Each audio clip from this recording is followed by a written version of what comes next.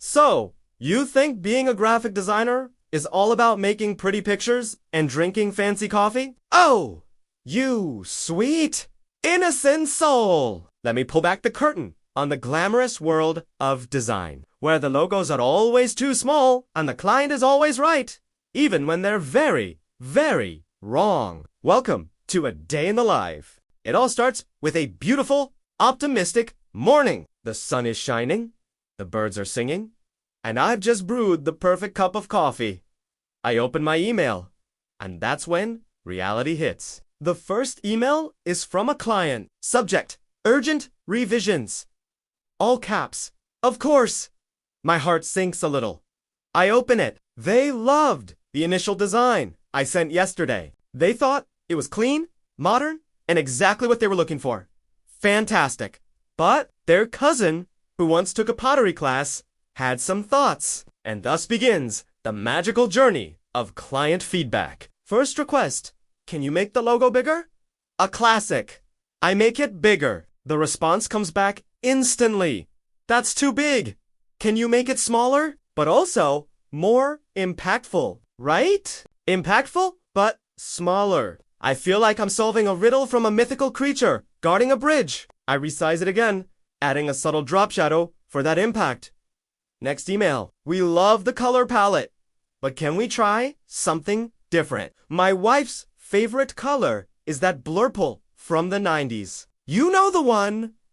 I do know the one, and it has no business being on a corporate website in this century. But the client is king.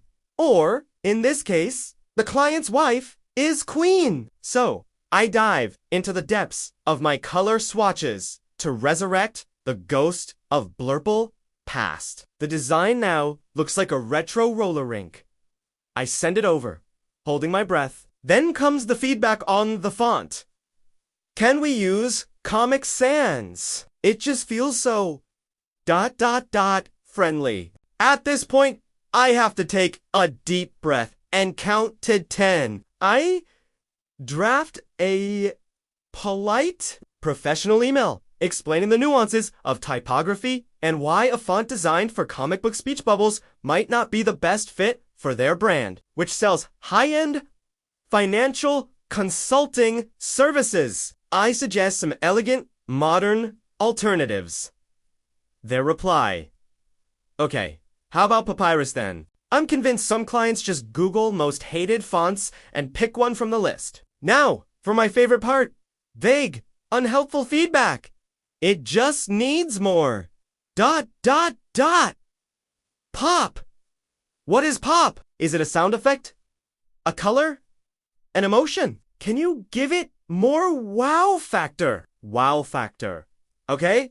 ILL. Just go to my wow factor folder and drag some of that onto the artboard. It's missing a certain jue, nuye, e, a, iesku, o. You don't know what? And you want me to know what you don't know what is?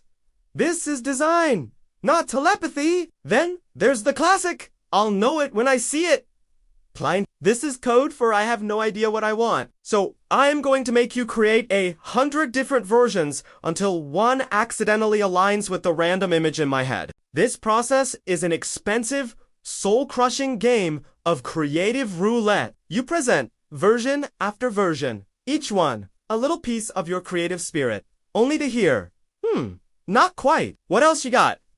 And let's not forget the scope creep. The project starts as a simple logo design. Then it's a logo and a business card. Then a full stationery set. Before you know it, Yuri being asked to redesign their cousin-esque pottery blog for free as part of the package.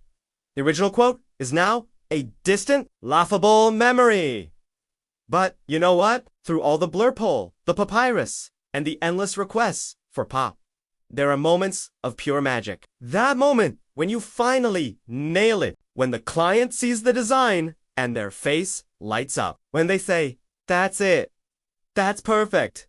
You read my mind? That's the feeling that makes it all worthwhile. It's the thrill of solving the puzzle, of translating a chaotic mess of ideas into something beautiful and effective. So yeah, Being a graphic designer is a wild ride. It's 1 part artist, 1 part psychologist, and 1 part wizard. It's frustrating, it's hilarious, and I wouldn't trade it for anything. Well, maybe for the client who knows what they want the first time.